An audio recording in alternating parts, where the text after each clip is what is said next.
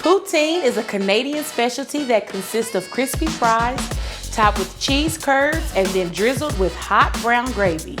Although there are many variations to try, today I'm going to show you the classic way, and it's delicious. So the first step is to prepare your frozen French fries according to the package instructions. I prefer the Ore-Ida Extra Crispy fast food fries. And while the fries are cooking, let's move on to the gravy.